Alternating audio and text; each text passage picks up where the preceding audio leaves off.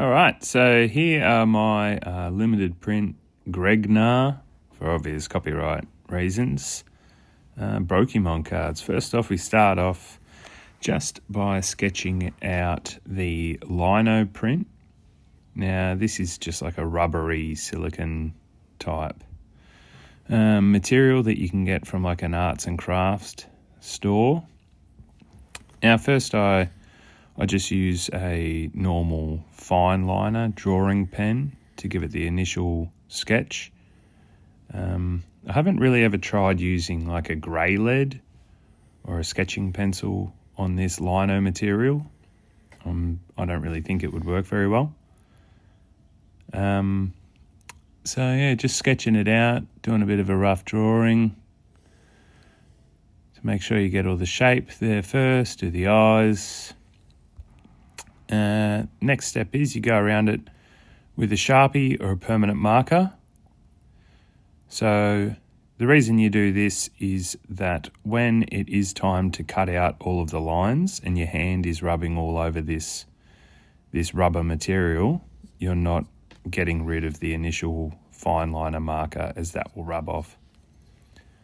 Popping in some background material here. Background material, what am I talking about? Some background effects. That'll take a bit of a while. Now, obviously, with this particular character, it's always pretty, it's not like psychedelic, but it is a bit dark. And I wanted to emulate, not copy, but some of that sort of dark, wavy vibe from the Ascended Heroes set, as there's like a gassy type effect. Now I've got my little cutting tool. I'm going to be honest, this is a tricky thing to do, cutting it out.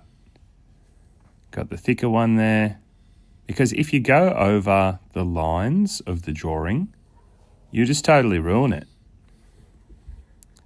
You can never expect it to look perfect.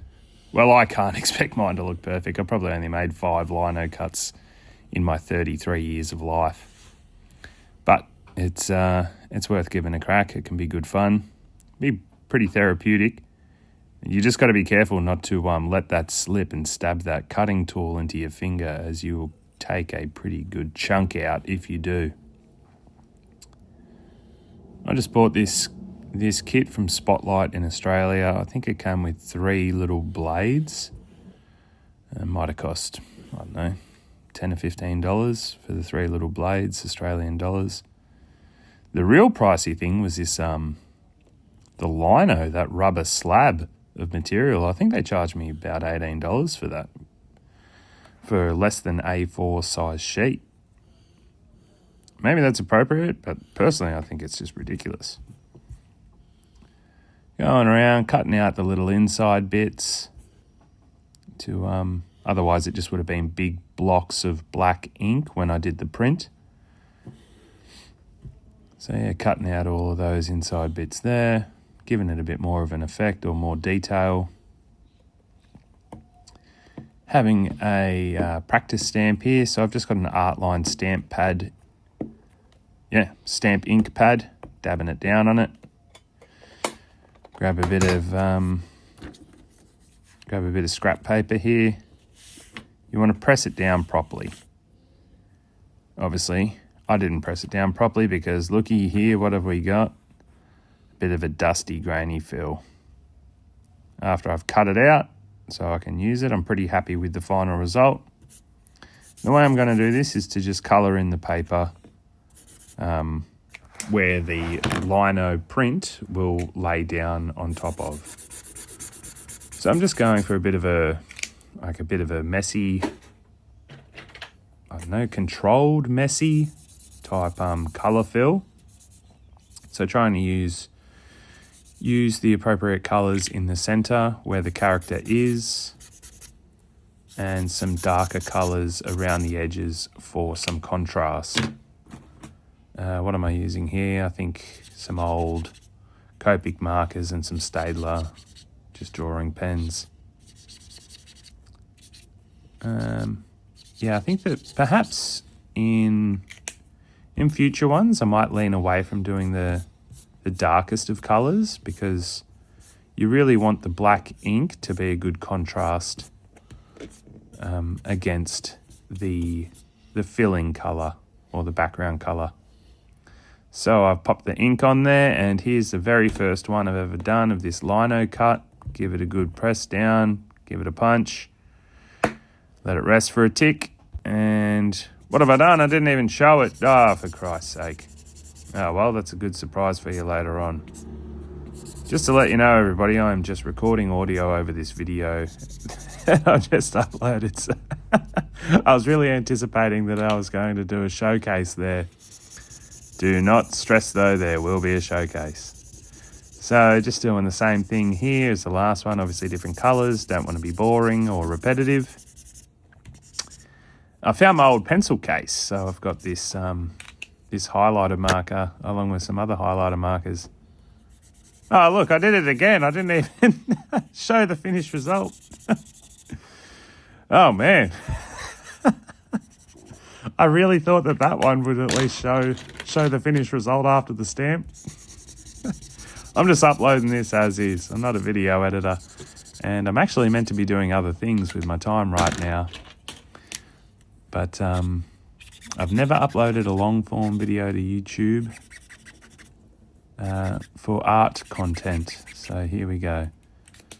Again, just, I guess, similar to like colours for this particular one, and always making sure that I use some pinks and purples to be consistent with the character.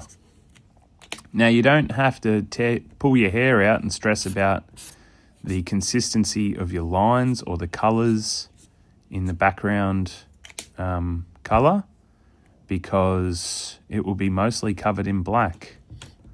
All right, let's see. Do you get a showcase here?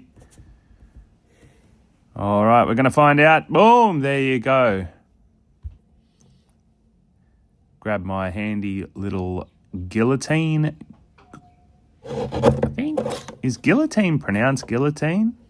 If there's any French listeners on here, give us a heads up. It definitely is spelt like a French word, and I'm going to assume it's actually pronounced guillotine. Bam, there you have it. Little showcase. I grab my silver marker and add some highlights. As this character is facing to his or her left, you want to make sure that the highlights, the lighter colour, are all on the same side. I grew up doing graffiti, and that is a fundamental lesson that you learn. So do all the silver on the one side, effectively like the light is shining on that side. Do that on all of them, and then grab a darker colour. I'll focus on doing just purple, so that it almost seems like he or she is standing in front of the background, or at least partially. Just nice and quick. You don't want that to be, have too much emphasis and take away from the colours in the background. Now I'm going to do the back of the card. In some other cards that you might have seen on my shorts, like I've done the stamp, the Brokemon stamp. Please don't sue me, anybody. I'm just having fun here. But I'm going to try to keep this one more consistent with the front of the card. So a bit of a scrappy fill in, just colouring it in where I think that the stamp will be going. Yep, I said I was doing it scrappy. That's pretty bloody scrappy. Get my stamp.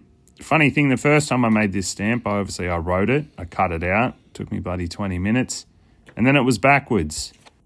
All right, so now I've done the cards and grabbed my,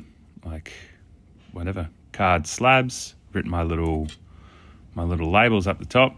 Gregnar Lino, limited print. I'm just going to do 50 of these, and I've popped in today's date. And there you have it. That is the first one that I've done, start to finish, with that scrappy sort of fill in the back and the lino cut on the back. And for the next one, pop this open, try not to break it in half. Grab the card. I had to give these another trim. I think that I measured the lino cut a little bit poorly, so it was about 1.5 mil too big. Chuck in the card, chuck in the label, give it a good press down, and that's number 2. So yeah, I do like the way that these look. I'm not trying to be super exclusive or anything, I'm just trying to make good content. Number 3. I think the number 3 is probably my personal fave. And perhaps in future cards I might do a little bit of black around the edges just to help that contrast. Press that down, clip in all the edges. And wham bam, thank you man. There is the third of what will be 50. And here you have it. All 3 of today's run sitting next to one another.